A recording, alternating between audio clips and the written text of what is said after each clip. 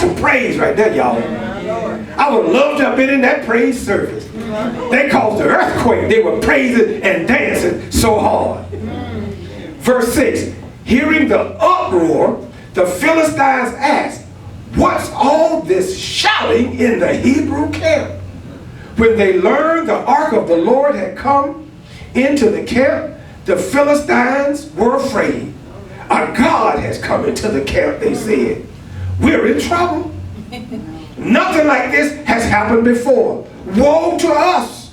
Who will deliver us from the hand of these mighty gods? They are the gods who struck the Egyptians with all kinds of plagues in the desert. Be strong, Philistines. Be men, or you will be subject to the Hebrews as they have been to you. Be men and fight. So the Philistines fought, and the Israelites were defeated, and every man fled to his tent. The slaughter was very great. Israel lost 30,000 foot soldiers. The ark of God was captured, and Eli's two sons, Hophni and Phinehas, died. Ah, man, this ain't kosher at all. They brought the ark into the battle, and they still got slaughtered. And the ark was then taken captive. This doesn't sound like what Samuel signed up for. Amen. I'm sure Samuel did not sign up for this when God called him into the position of being a prophet, being a priest, and a judge over Israel, and God was with him, and he knew that God was going to be with him. He did not sign up for getting his butt kicked. Well, I guess at least the prophecy had to be fulfilled about Eli's sons. And the Bible said that the prophecy that God had sent to Eli through one prophet and then solidified it through Samuel was that both his sons would die on the same day. I guess everybody else was just a casualty.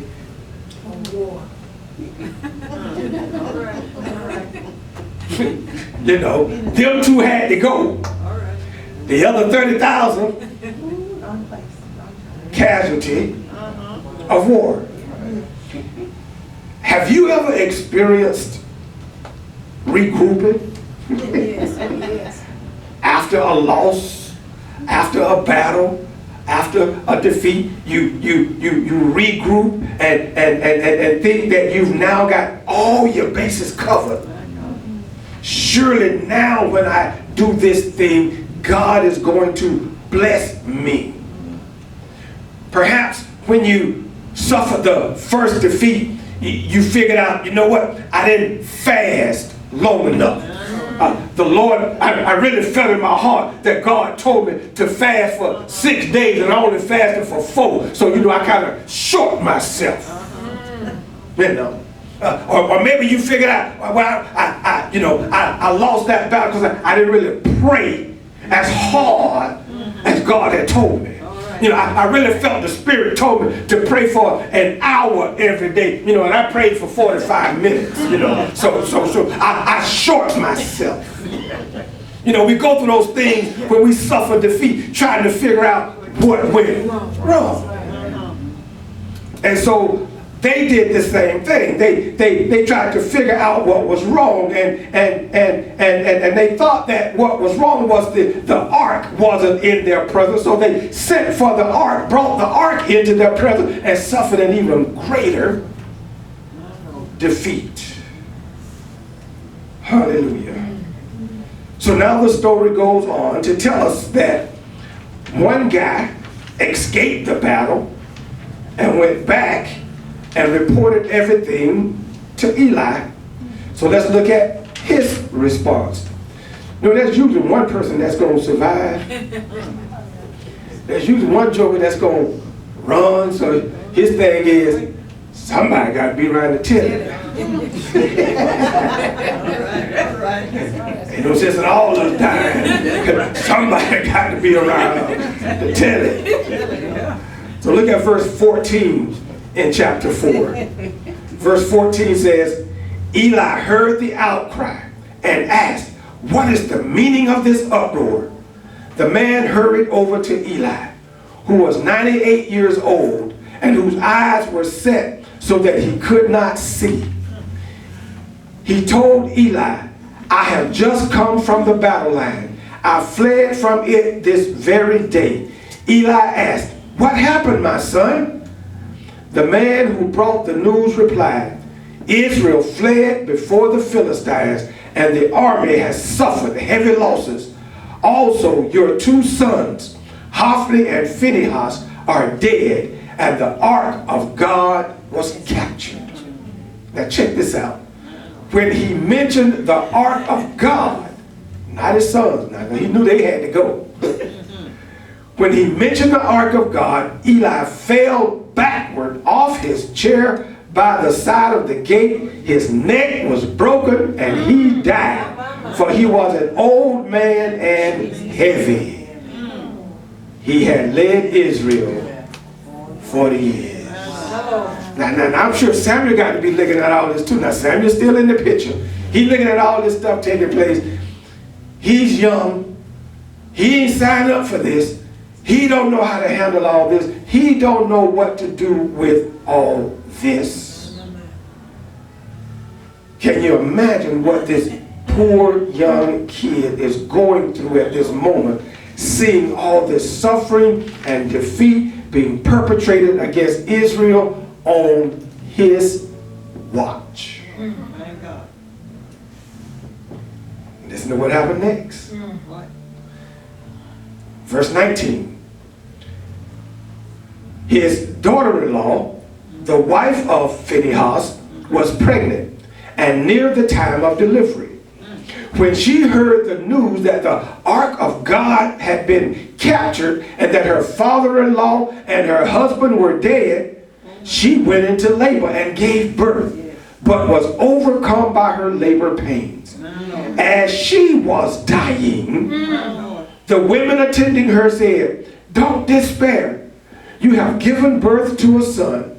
But she did not respond or pay any attention.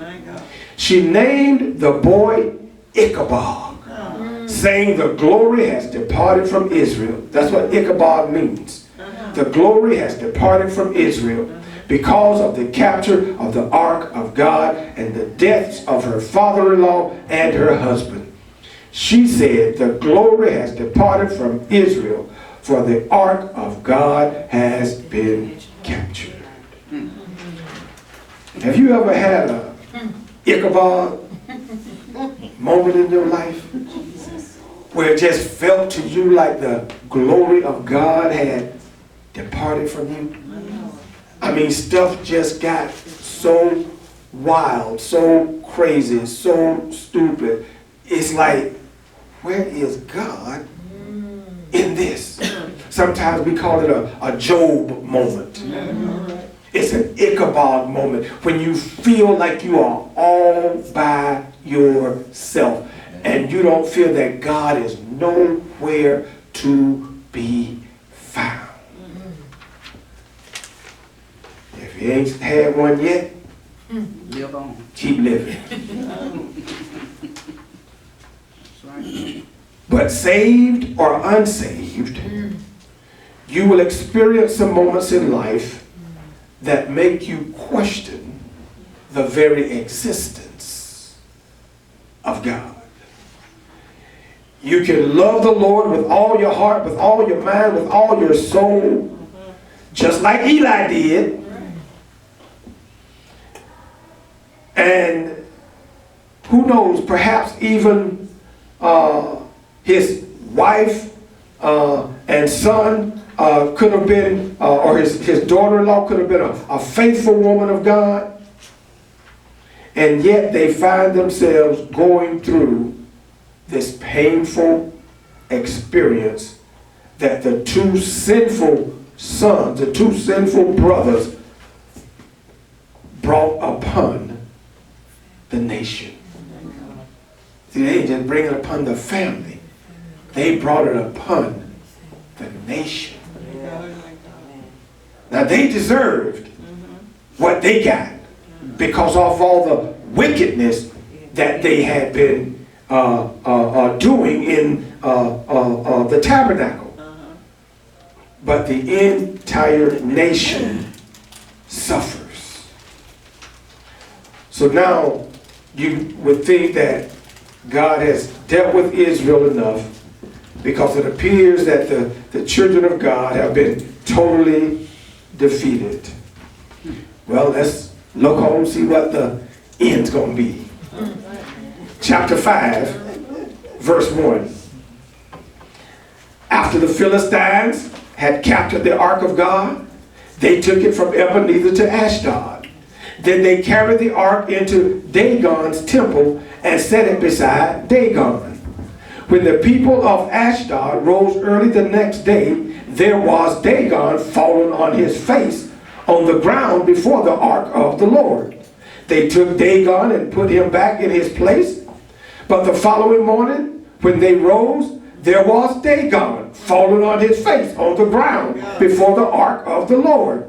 His head and hands had been broken off and were lying on the threshold. Only his body remained. This is why to this day neither the priest of Dagon nor any others who enter Dagon's temple at Ashdod step on the threshold. The Lord's hand was heavy upon the people of Ashdod and its vicinity. He brought devastation upon them and afflicted them with tumors. When the men of Ashdod saw what was happening, they said, "The ark of God of Israel must not stay here with us, because his hand is heavy upon us and upon Dagon our God." So they called together all the rulers of the Philistines and asked them, "What shall we do with the ark of the God of Israel?" They answered, "Have the ark of the God of Israel moved to Gath." So they moved the ark of the God of Israel. But after they had moved it, the Lord's hand was against that city, throwing it into great panic. He afflicted the people of the city, both young and old, with an outbreak of tumors. So they sent the ark of God to Ekron. So the ark of God was entering Ekron. The people of Ekron cried out, "They have brought the ark of the God of Israel around to us to kill us and our people." Oh my God. So they called together all the rulers of the Philistines and said, "Send the ark of the God of Israel away. Let it go back to its own place, or it will kill us and our people." For death had filled the city with panic. God's hand was very heavy upon it. Those who did not die were afflicted with tumors, and the outcry of the city went up to heaven. So the Philistines thought they had defeated Israel and thought they had defeated Israel's God. If you notice in the scripture, every time they mentioned the ark of the God of Israel, it's with a small g. They still wasn't giving him respect. They used their terminology for a God describing Israel God, as in the same way they used the word God that described Dagon, who was their God. Now you would think that if I took their God, put him in my God's temple, and I walked into my God's temple, and I see the image of my God laying on the floor, broke up, you would think that would cause me to want to give honor to that other God. But they had no desire to honor Israel's God, big G, in any way, form, or fashion. And so they started passing the ark around, just getting it out of their city, and everywhere they passed it around, God brought destruction upon them. These guys thought they had defeated Israel, thought they had defeated Israel's God, and they thought they could take Israel's God and make a mockery of him.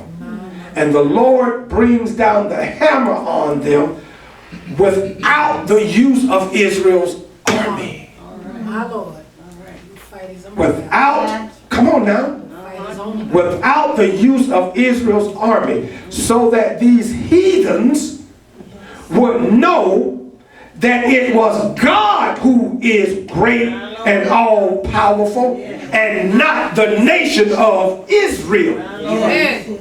If God had defeated them with Israel's army, the nation of Israel would have gotten all the glory.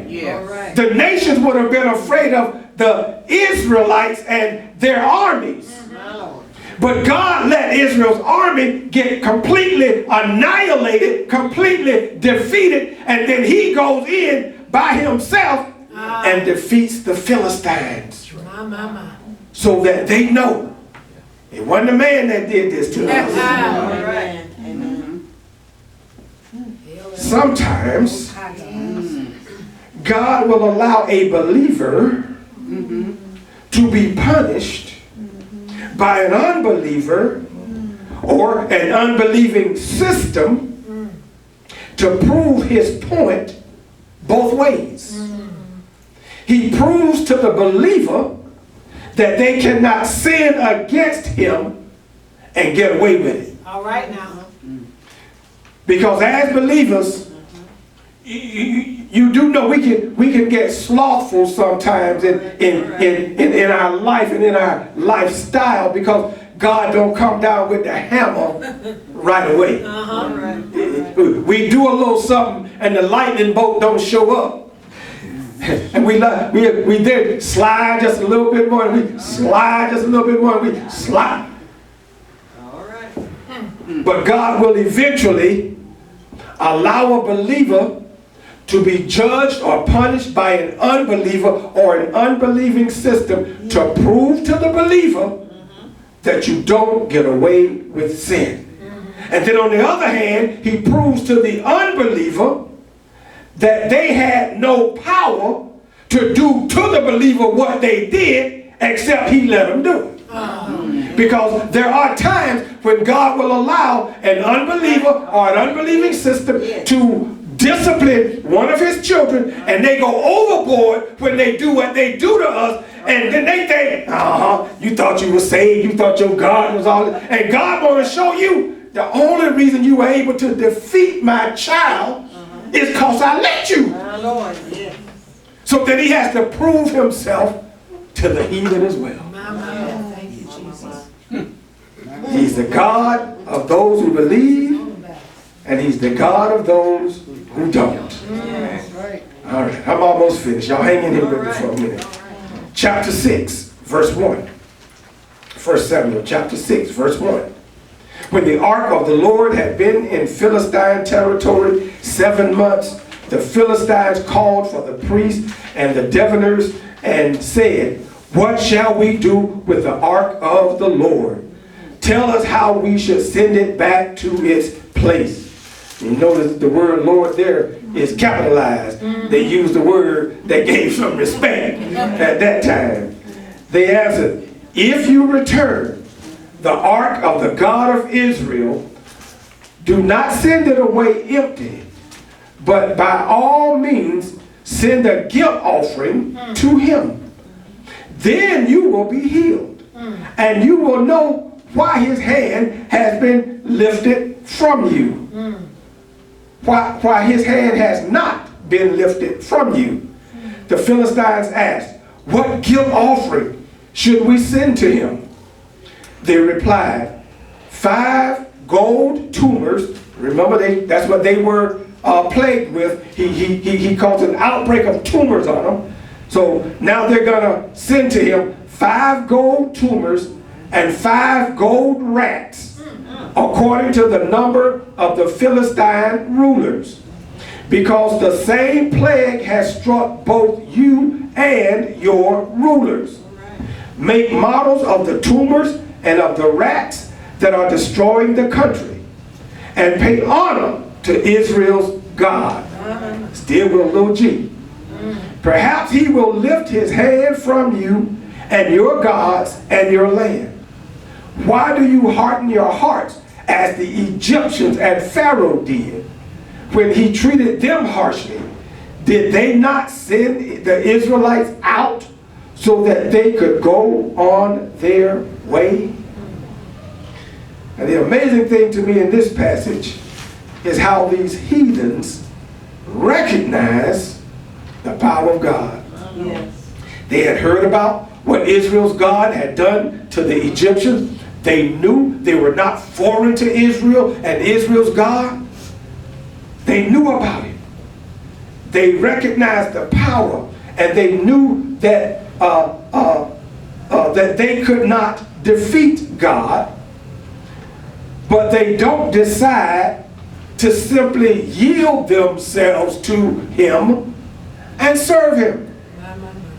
If I got an enemy that's pulverizing me, I think at some point I'm going to cry uncle, and I'm going to say, I give up.